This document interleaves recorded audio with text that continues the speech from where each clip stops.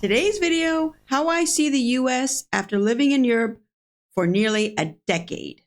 We are Greg and Lisa, an American couple living abroad in Spain.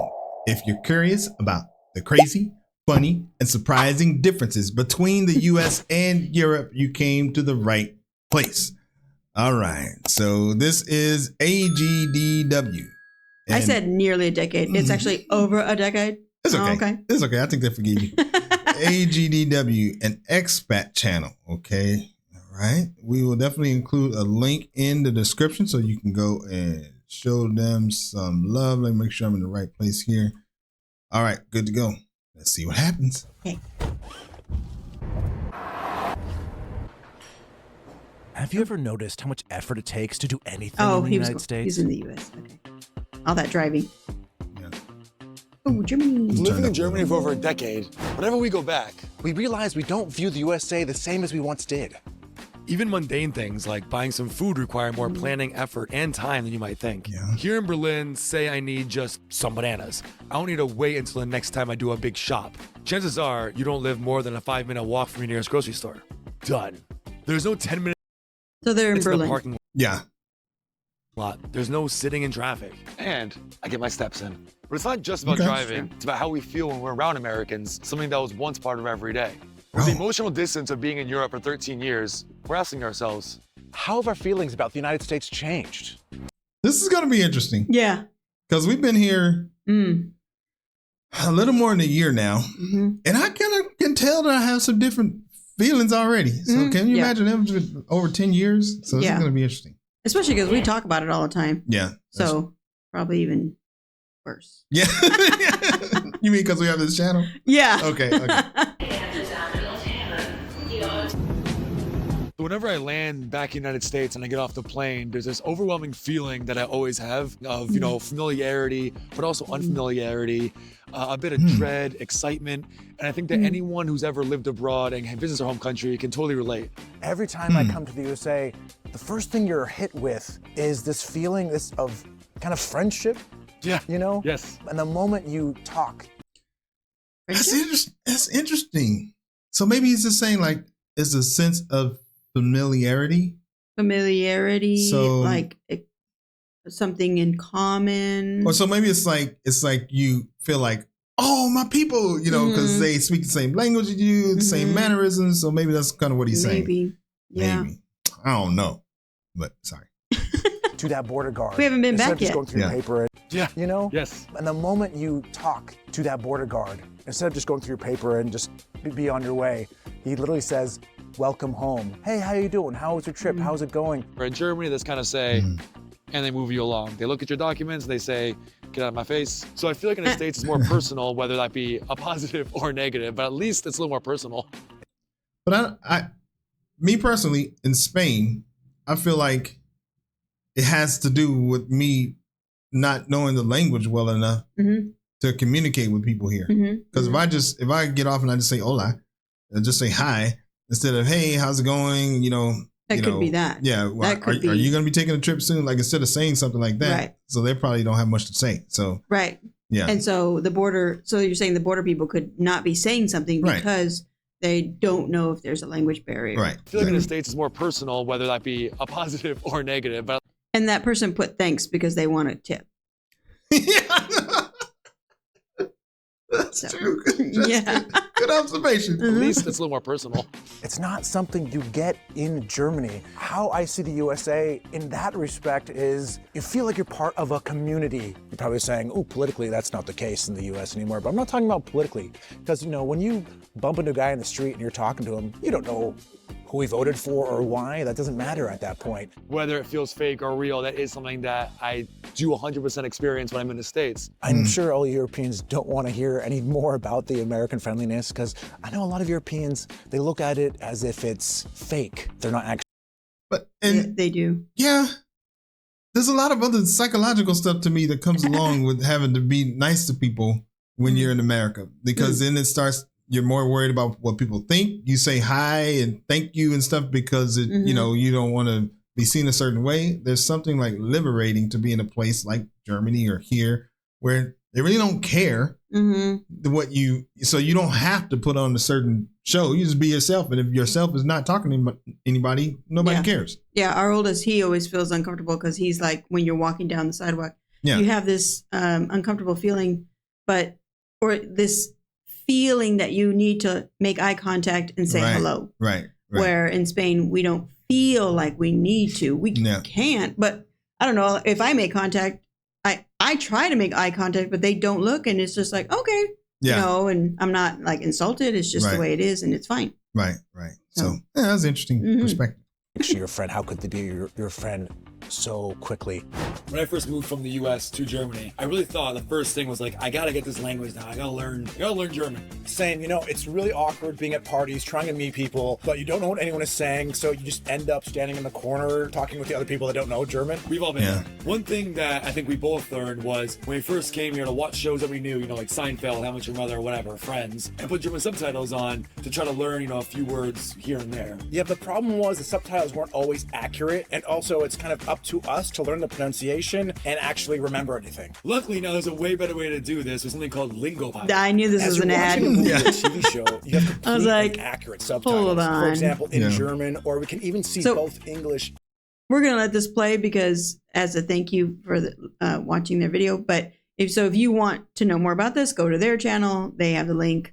But we're just going to let this play. Feel free to You have fast complete forward. and accurate subtitles. For example, in German, or we can even see both English and German at the same time. Click any word to learn more. You can hear pronunciation and even save the word so you can review it later or make flashcards or a quiz. And on top of that, you can also have a complete transcript of text while you watch. You want to go back because you missed something? We simply click on the word and boom, we're back to that part of the film. If things are too fast, we can change the speed. And it's not some tiny selection of films and shows. You can learn German Or 8 other languages. while watching The Mandalorian, Dark, Fun fact, Jeff actually worked on season 2.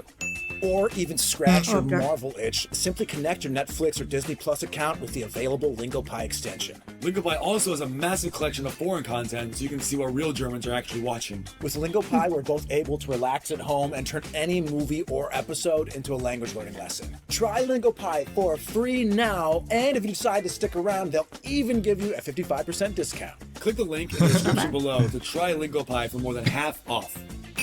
When I first moved to Okay. Berlin, I wanted to meet people, and so I decided to go to a bar. I went around 6 p.m., went home at 12. I went to like 6, 7 different bars, and I came home that night meeting nobody. That is not a great feeling, especially when you're young. You're trying to find yourself in a new city, in a new country.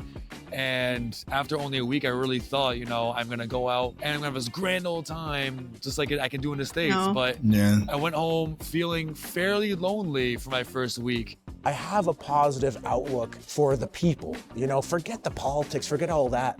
I have that outlook for the people, and that is what makes me smile, is walking around, having people who aren't afraid to talk to the person standing next to them or to come up and, you're out there, you're filming a YouTube video on the street. They walk up, hey, what are you doing? Can I watch? This is so interesting. Whereas in Germany, people tend to stay away from each other and, try to, and kind of eye people passive aggressively from afar instead of going up, hey, what are you doing? What are you up to? This is interesting. Whenever I go out with my friends, always in the back of my head, you think, I'm able to meet someone cool tonight, even if it's an hour or 10 minutes, 5 minutes. I have a cool conversation with a stranger, and that's kind of the spice of life, is meeting new people and hearing their stories. And you don't get a lot of that living here in Berlin. My wife even says that when I'm visiting the US, I'm kind of a different person, but in a way, she says I'm about like 10% more outgoing and 10% more friendly. My personality can change whether I'm in the United States or in Germany. Not what I mean who I am as a core human, but even how I interact with other people. In Germany, I'm also very comfortable here. Of course, it's been a long time. My German's not perfect, and I don't know all the nuance of the language, of the culture, and that's what I'm learning. That's why it is so fun to live abroad. I'm myself, but a little bit dumber when I'm here in Germany, which is also okay because I'm a really smart guy. If you gotta tell somebody you smart, sorry, I'm just saying. He's joking. He's just joking. Okay. All right. Sorry. I think too, a lot of what they're saying is just perspective. Because he was saying that he was saying as if in America, people are going to talk to you, you're going to go to a bar, you're going to make friends. And in Germany, you're not. But I don't know, our boys went to bars and wherever Yeah. and didn't come home and be like, I have all these new friends. So that doesn't always happen in America. Well, I would And- imagine. Oh, sorry. Go ahead. Oh, go ahead. Well, I was just gonna say I would imagine that a lot of it has to do with. I mean, I totally get what he's saying. It's a real thing, Mhm. but it's probably a cultural Mhm. language barrier, kind of Mhm. both of those things. So Yeah. I don't know. Maybe the way he's saying is that's how Germans are. But I would imagine if he spoke German and knew a lot about the culture and the traditions and everything, that his experience would be different. Mm-hmm. So It's just like that previous video we just did where the guy is talking about not everybody likes living in Germany, but I do. right, And it's because their culture and how they speak and talk and interact with people is different. And once you understand it and accept it, then you become blunt. You become Yeah, you that's true. accept all those things, and your point of view changes, and you Right. love it. right, yeah. A little bit dumber when I'm here in Germany, which is also okay because I'm a really smart guy. Not being afraid to talk to somebody next to you, to engage with people about random things. You know, when I pick up that vibe, I start being that way. And so when I'm in Germany, I'm in Europe, I'm a little bit more reserved than I am in the US. So now when I visit the US, you know, I really appreciate that warmth, that warm blanket that kind of cuddles around me that I'm used to, that familiarity that I just don't get here. Interesting. One of the biggest things you look forward to as an American is your 16th birthday. You get your Oh. real driver's license, which Right. is like the most exciting thing. You get your freedom. You love your first car, whether it's a 1992 Corolla, 95 Ford Escort. or 95 Ford Escort. Wow. Yeah. So the car becomes a big extension of you as a human. In general, you need the car to go everywhere. To go to the doctor's office, to go to school, to go to work, to go buy AA batteries. It's a whole process. You gotta buy something, let's get in the car, check the mirror, do the whole thing, drive half an hour, now you're at shopping. Unless you live in the few exceptions like Chicago, New York, or maybe Portland. Boston, maybe. Yeah, Right. but those are Portland. not the rule, those are exceptions to the rule. Living here, that all kind of changed. You get used to public transportation. You get used to the train, the tram, the subway, the S-Bahn. You know, within a stone's throw of your house and your destination, there is some form of a train Nice. that is going to That's get you cool. there. This Right. takes a lot of stress off of you because there's so less to think about, and someone else is taking care of it for you. You can sit back, read your book, Yeah. and all you have to do is just get That's off true. at the right stop. Now, when I go back to the US, I hate cars. You forget how tied down you are because of the car, and it affects you in many ways because your stress levels go up because planning is now huge Yeah. in terms of doing anything. Like you're gonna go out with your friends to a bar. Let's go to this bar, let's go to this restaurant. Where are we? Where are we gonna meet? Who's driving? Who makes sure they have Yeah. a DD, a designated driver? Where you gonna to get park? home safe. Yeah. And it just adds a lot of stress to my life every time I'm in the States, having to just worry about other people and then having to worry about how I get home or just how much money I have to spend on Uber. And it just becomes just a mountain of Traffic. logistics. We do have Uber, we have Lyft, we have, with an app, you can call a car to come pick you up. But if it's 2 a.m. and it's surging, whatever they call it, suddenly you're paying $50 to drive that's 20 true. minutes. Now, Yeah. how can you afford to keep doing this? Or you get worried, are you not affording it? So you're getting home other ways, which Right. are not healthy for you or for anyone else. Exactly. And you meet a lot of Germans, and Germans take drinking and driving incredibly seriously. Nice. Driving, they'll maybe one beer at the very beginning and make sure to wait 2-3 hours before they start driving again, before they get into a car. Or they'll say, you know what, I'm driving, I'm not drinking at all today. And I don't see that same culture when I'm in the States at all. But like No. Alex, Jeff, we need to drive in America. Of course, we don't have good public transport. We don't have these things. And of course, I get that. I live that. The States was built around the car in the suburbs. And you have these, shopping areas and living areas. And you can't have them together. I feel more and more as I'm in the US how disjointed it is, how separate Right. everything is. Yeah. Whereas in Europe, you have shopping and you have residential combined. I mean, you have the stores just as the ground floor under of the apartment buildings. You have apartments above, and it creates much more of a sense of community. The moment I walk out my front door, there's life. Because Right. everybody's around, they're going to cafes, they're going shopping. So every time in the States, I get extremely frustrated where I have to just pick up one little thing. This turns into a 20 or 30 minute Yeah. round Yeah. trip Such a of pain. getting in the car, getting out of the neighborhood, driving down one of these big roads. I think If you live in the United States, you know what I'm talking about. I think every small town or town has this. It's a long road, and on either side, you have about, I don't know, 100 meters of just parking lot. And then Yeah. eventually, way in the distance, Yeah. you have a long row of stores. That's how it was when we first time we came to Spain and we went home. We had gotten so used to when we went back to America. We had gotten so used to just going, across the street to the coffee shop or this. So it became a ritual for us to walk to the nearest Starbucks, Yeah. which Because that was the was closest. an hour away to 45 get there. minutes. 45 minutes. 45 minutes to walk. So we had to the nearest Mhm. Starbucks, to nearest any kind of coffee, just happened to be Starbucks. So we'd walk 45 minutes, we sit there, we hang out, Yeah. and we walk home 45 minutes. Whereas here in Spain, it was took like 3 minutes. Yeah, there's one across the street. There's one across the street. So Yeah, and this is America is really known. That's why Walmart failed. We did a video about Walmart in Germany, and Mhm. Walmart failed because they were trying to do the same thing and have the Walmart outside of the neighborhoods. right. And so it made it harder for people to get to it, and it just eventually other reasons, tons of other reasons why Yeah. it failed, but That's one of them. that's one of them. Yeah. Mhm. And eventually, way in the distance, you have a long row of stores, strip malls. No malls. walkability, no way That's to true. just pick up what I need to from home by walking there and coming back. I just want people to know, especially in the US, I know these aren't your fault. This Right. urban plan was set up Mhm. long before most of you were born. It has nothing to do with you. This was back when it was decided that cars and Yeah. the highways are now going to be the way we do things. So you all got stuck with it. You could fix these problems with a tram, with a little subway, even in small areas. It could happen. And I personally want to live my life in the easiest way possible. Living in a city where I don't need a car, I can walk places. I kind of have that. One thing I'm completely used to living in Germany, living in Europe, is walking everywhere, being out in the fresh air, being able to just go from A to B in a few minutes by a walk, and just feeling healthy, being Right. out and about. And that's something that hits you with all the driving in the USA is walking is hard. Now, my mom loves a good walk, Yeah. and she does several hour walks every day. You can find paths and figure it out, but a lot of times in the US, going from your house to where the stores are, walking is kind of impossible or Yeah. Right. extremely dangerous. It's dangerous. Yeah, Yeah, 100%. It's like that. that's true. They're about this wide, and at random points they just end in the middle of nowhere, and you're kind of stuck because, again, they didn't expect anyone to actually use the Yeah. sidewalk. Because why would you, if you were a cool, normal American, Yeah. you'd be in your car?